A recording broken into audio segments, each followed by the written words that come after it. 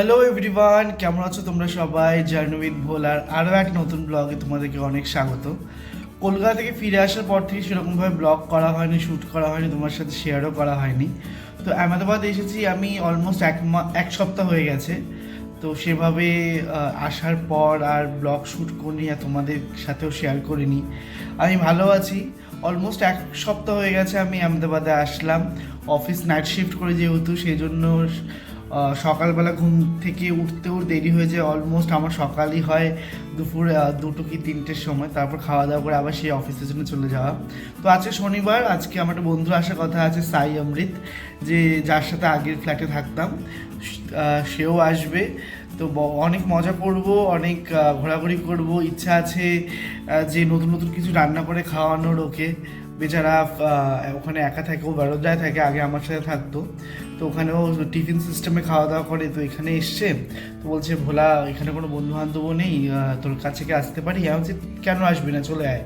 তো ও আসছে, তো ওকে নিয়ে একটু যাওয়ার ইচ্ছা আছে আশেপাশে, এদিক ওদিক। ও এই জায়গাটায় নতুন আসবে, আমি এই ফ্ল্যাটটায় নতুন এসেছি। তো চলো এখান থেকে ব্লগটা শুরু করছি। আজকে কী করলাম, কী না করলাম সব তোমাদের সাথে শেয়ার করবো। আশা করছি ভালো লাগবে। দেখে কেউ বলতে পারবে এটা এখন বাজে বিকেল 4:30, 4:45টার দিকে। চারিদিকটা এত আলো সূর্যের, এখানে সন্ধে হতে হতে 7:30, 7টা বেজে যায়।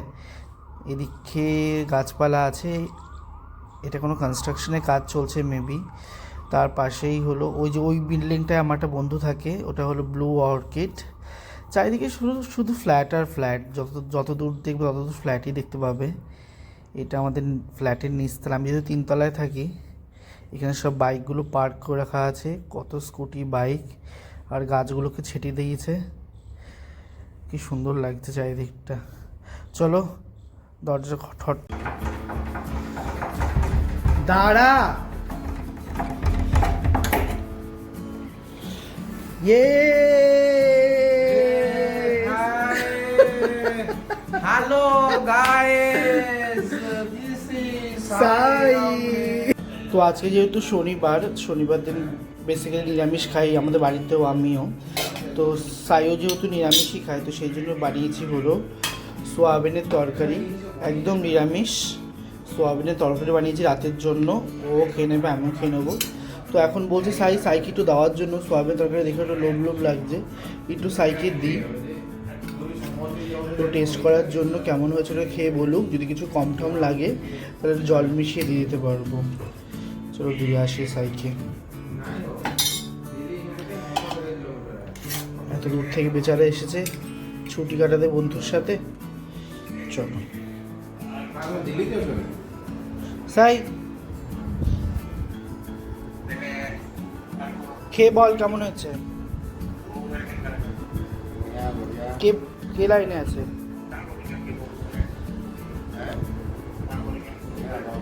খাটা একটা খেয়ে দেখ একটুখানি, थोड़ा सा खा के दे, थोड़ा सा खा के दे।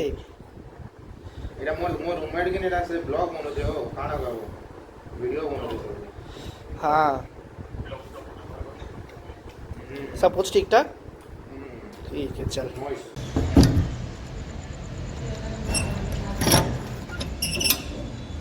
যেখানে থাকি, যে অ্যাপার্টমেন্টে থাকি, তার উল্টো দিকে খুব সুন্দর একটা মন্দির আছে।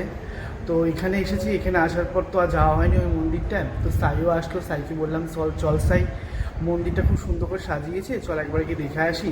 তো এখন আমি আর সাই যাচ্ছি হলো মন্দিরটায় দর্শন করতে। মন্দিরটা বাইরে থেকে খুব সুন্দর লাগছে, যখন অফিস থেকে যাতায়াত করি তখন দেখি খুব সুন্দর টুনি লাইট দিয়ে সাজিয়েছে। চলো তোমাদেরকে নিয়ে যাই মন্দিরটাতে। মন্দিরটা কি মনে হচ্ছে, অত সম্ভব দূর থেকে দেখে মনে হচ্ছে শিবের মন্দির বা শিবরাত্রির জন্য সাজিয়েছে। চলো দেখি কীভাবে সাজিয়েছে, আর মন্দিরটা দেখে তোমাদেরও ভালো লাগবে আর আমিও খুব এক্সাইটেড। মন্দিরটা খুব একটা দূর নয়, আমাদের সোসাইটি থেকে 2 থেকে 3 মিনিট। সোসাইটি এই পারে আমরা থাকি, ওই পারে মন্দিরটা। দেখা হচ্ছে মন্দিরে।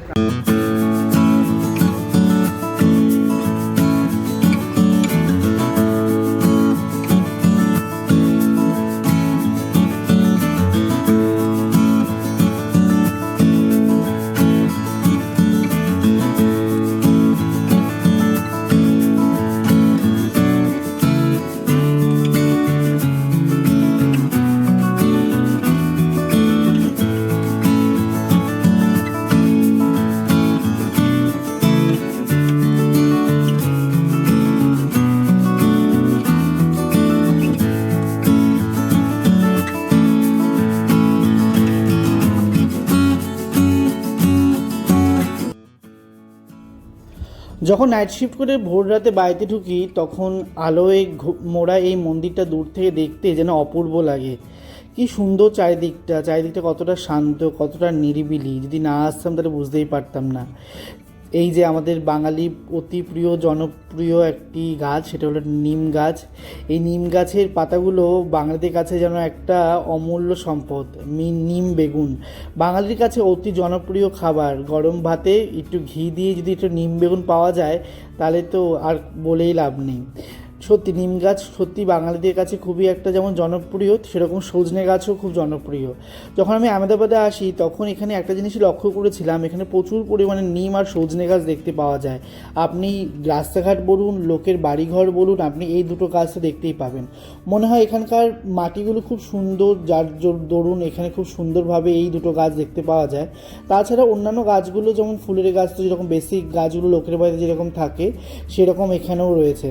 সত্যি মন্দিরটা সামনে থেকে এত সুন্দর লাগছে, খুব সুন্দরভাবে ডেকোরেশন করা, আলো দিয়ে সাজিয়েছে, যেন আলো যেন এই মন্দিরটারই একটা প্লাস পয়েন্ট হয়ে দাঁড়িয়েছে। চলো এবার মন্দিরের ভেতরে তোমাদেরকে নিয়ে যাই। চারিদিকটা এতটা সুন্দর, মন্দিরের এই ঠান্ডা ঠান্ডা পাথরগুলোতে পা ফেলতেই শরীরটা এক নিমেষের জন্য ঠান্ডা হয়ে গেল। সত্যি কথা বলতে জীবনের সব ব্যস্ততার মধ্যে থেকে যদি ভগবানের জন্য একটু সময় বের করা যায় তাহলে সত্যিই খুব ভালো লাগে। চারিদিকটা খুব সুন্দর করে সাজানো, উপরের দিকটা এত সুন্দরভাবে নিখুঁত কাজ করা। সত্যি যে শিল্পীগুলো করেছে তাদেরকে সত্যি মানে প্রণাম করতে ইচ্ছে করে। কোনো সার্টিফাইড ছাড়াই এত সুন্দর নিখুঁত কাজ করতে পারে, এটা ভাবলে অবিশ্বাস্য লাগে। এই যে আমাদের চেনা শিব ঠাকুর কি সুন্দর শান্তভাবে বসে আছে, সত্যি খুব সুন্দর। শিবলিঙ্গের উল্টো দিকেই রয়েছে নন্দী, আর তার সামনে রয়েছে একটি কচ্ছপ। নন্দীটা কি সুন্দর করে সাজানো। বেসিক্যালি আমি একজনের সাথে এখানে কথা বলেছিলাম, তাকে আমি একদিন জিজ্ঞাসা করেছিলাম এই যে এত সুন্দর মন্দির যে এখানে আছে, এখানে আপনি জৈন মন্দির থেকে শুরু করে বজরংবলীর মন্দির, রাধাকৃষ্ণের মন্দির সব কিছু দেখতে পাবেন। তো আমি তাকে জিজ্ঞাসা করেছিলাম এই যে মন্দির যে তৈরি করে, এত সুন্দর সুন্দর মন্দির তৈরি করতে কোটি কোটি টাকার দরকার, তো এই ফান্ডগুলো আসে কিভাবে? তো সে আমাকে বলেছিল এই ফান্ডগুলো আসে গভর্নমেন্টের থেকেও আসে, আর এখানে যেমন কমিটি থাকে, যেমন আমাদের কলকাতায় যেমন ক্লাব আছে, ক্লাব টাকা ইনভেস্ট করে, তারপর ক্লাবের কিছু যখন একটু প্রফিট হয় সেগুলো জমি যখন ইনভেস্ট করে কোনো কিছু তৈরি করে, ঠিক সেরকমভাবে এখানেও সেম সিস্টেমই রয়েছে, কিন্তু এখানে গভর্নমেন্ট থেকেও প্রচুর পরিমাণে টাকা দেওয়া হয়। এই যে মন্দিরগুলো দেখতে পাচ্ছ, যে মন্দিরটা কিন্তু পুরোটা কিন্তু যেমন সিমেন্টের তৈরি করা, কিছু কিছু জায়গায় কিন্তু প্রচুর পাথরের কাজও আছে। তো আমরা খুব ভালোভাবে জানি যে পাথরের দাম প্রচুর বেশি, আর এখানকার পাথরগুলো বেশিরভাগ ক্ষেত্রে রাজস্থান থেকে আসে, রাজস্থানের থেকে পাথরগুলো একটু কম দামে এখানে পাওয়া যায়। তো যার দরুন একটু কস্টিংটাও মনে হয় অন্যান্য জায়গার থেকে কিছুটা পরিমাণে কম হয়। আপনি যে জায়গাতেই থাকবেন না কেন সেই জায়গার স্থানীয় কালচার বা স্থানীয় আর্ট আপনি দেখতে পারবেন। আহমেদাবাদে যে মানুষগুলো এখানে কাজ করতে আসে তারা মোস্ট প্রবাবলি রাজস্থান থেকেই আসে, বা গুজরাটের কোনো ভেতর দিকের জায়গা মানে কচ্ছ হতে পারে বা রান হতে পারে, ওখান থেকে আসে শহরে কাজ করতে। তো তাদের যে আর্ট, তাদের যে শিল্প, সেটা আপনি এখানে মন্দির বলুন বা এখানে ঘরবাড়ির স্ট্রাকচারগুলো বলুন আপনি দেখতেই পাবেন। এখানে কারুকার্যগুলোর মধ্যে রাজস্থানী একটা ছোঁয়া ব্যাপারটাই আছে। চারিদিকটা এত নিখুঁত কাজ করা যে মানে সত্যি এগুলো সচরাচর দেখতে পাওয়া যায় না, আমাদের কলকাতায় তো দেখতে পাওয়া যায় না। কলকাতা যেহেতু নদীমাতৃক একটা শহর, চারিদিকে নদী আছে, গঙ্গা নদীর উপরে বেস করে ওখানে মন্দিরগুলো তৈরি করা রয়েছে। এদিকে আবার আছে একটা ডুগডুগি, আর এই সাইডে একটা আছে হলো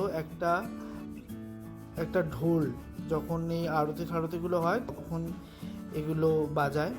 চলুন গল্প করতে করতে এখন বাড়ির পথ ধরি। চল সাই, বাড়ি চল। মন্দিরটা এসে আজকে সত্যি খুব ভালো লাগলো, একটা অন্যরকম একটা অনুভূতি পেলাম। যদি না আসতাম সত্যি খুব একটা ভালো জিনিস মিস করতাম। তো যারা সেলে আশেপাশে থাকো তাদেরকে বলবো এই মন্দিরটা অবশ্যই আসুক, সত্যি খুব ভালো লাগবে। মন্দিরটা একটা আলাদাই অনুভূতি দিল, সত্যি খুব ভালো লাগলো। চলো রুমে যাই, রুমে গিয়ে রাতের খাবার তৈরি করি। রাতে আজকে বানাবো হলো, এটা হলো বেগুন ভাজি। এটা ব্যাটার তৈরি করে নিয়েছি বেসন দিয়ে আর সব রকম মশলা দিয়ে। সো গরম গরম এখন বেগুন ভাজা হচ্ছে, আমার জন্য হবে, সাইয়ের জন্য হবে। রাতে আমরা এটা দিয়েই খাবো। বেগুন ভাজা আছে, ভাত আছে, তারপর আমি করেছি হলো আজকে যেহেতু শনিবার, নিরামিষ খাই আমি শনিবার দিন আর মঙ্গলবার দিন। সোয়াবিনও করেছি, সোয়াবিনও আছে।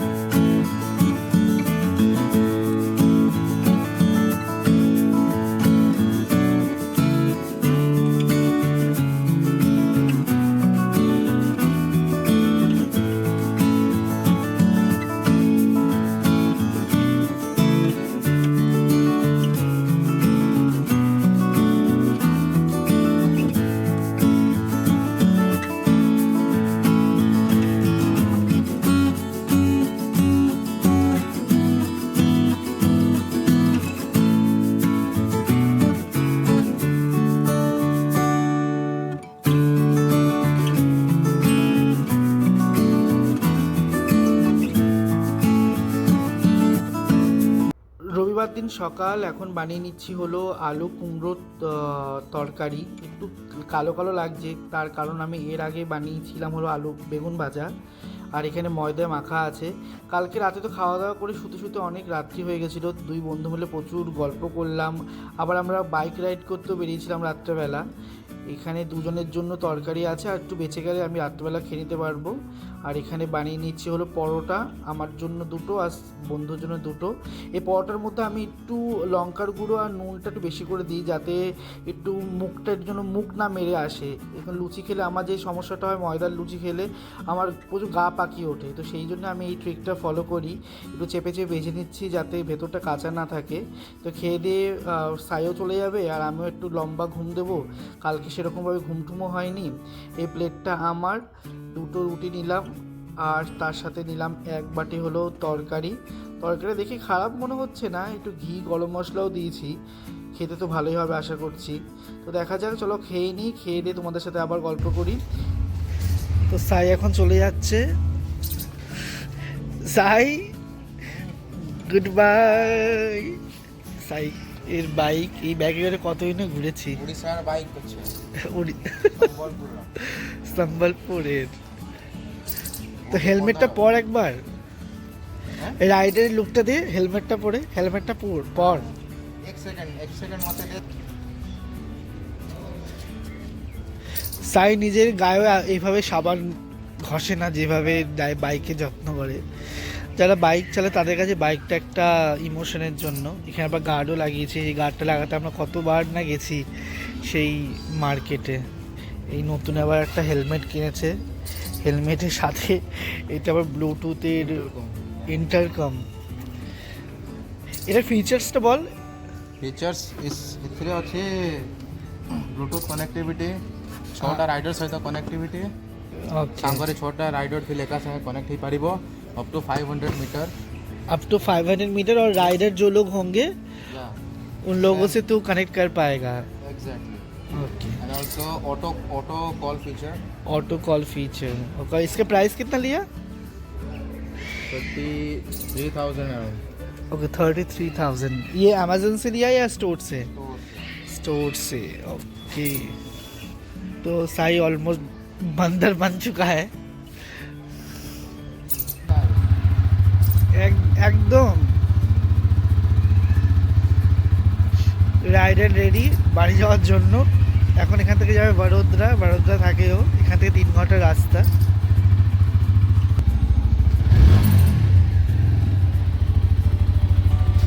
চল বাই, মিলতে हैं।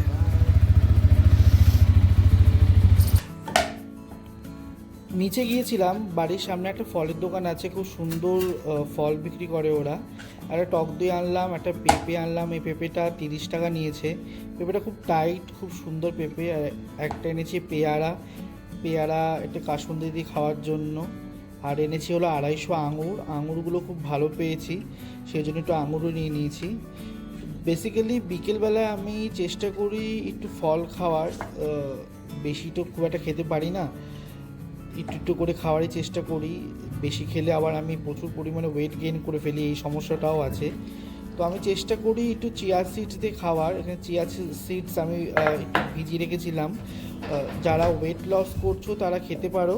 টক দই দিয়ে, চিয়া সিডস দিয়ে, আর সিজনে যে ফলটা পাওয়া যাবে সেটা দিয়ে যদি খাও তাহলে কিন্তু খারাপ লাগবে না। একটু স্বাদের টেস্টের জন্য তুমি একটু বিট নুন বা তুমি একটু মধু দিতে পারো। এখানে আমি ওভারনাইট এটাকে ভিজিয়ে রেখেছিলাম বলে এখন থকথক হয়ে গেছে। এটা আমার অলমোস্ট 3-4 দিন চলে যাবে। তো এখন নিয়ে নিচ্ছি টক দই। টক দই আমি অলমোস্ট 2 চামচ নিয়ে নেবো। এখানে 2 চামচ টক দই নিয়ে নিলাম। আর তার সাথে এখন আমি অ্যাড করছি হলো আঙুর। আমার আঙুর খেতে খুব ভালো লাগে, তো এখানে যত আঙুরগুলো ছিল তার 40% আমি এখন দিয়ে দেবো, আর বাকি আমি পরে খেয়ে নেবো কালকের জন্য। আর তার সাথে একটু দেবো হলো এখন একটু মুখের স্বাদটা, টেস্টটা বাড়ানোর জন্য এখন দেবো মধু। মধু একটু দিয়ে দিলাম, একটু বেশি পড়ে গেল মধুটা। তো চলুন আমিও খাই, বিকেল এখন 5:30 বাজে। তো আজকের জন্য ব্লগটা এইটুখানি। ভালো থাকবেন আপনারা সবাই, নিজের খেয়াল রাখবেন। দেখা হবে খুব শিগগিরই অন্য একটা ব্লগে। যদি ভালো লাগে তাহলে লাইক করবেন, বন্ধুবান্ধবের সঙ্গে শেয়ার করবেন, আর আপনার কেমন লাগলো সেটা অবশ্যই আমাকে জানাবেন। তো পাশে থাকুন, আর জার্নি উইথ ভোলাকে সাপোর্ট করুন, নিজের খেয়াল রাখবেন।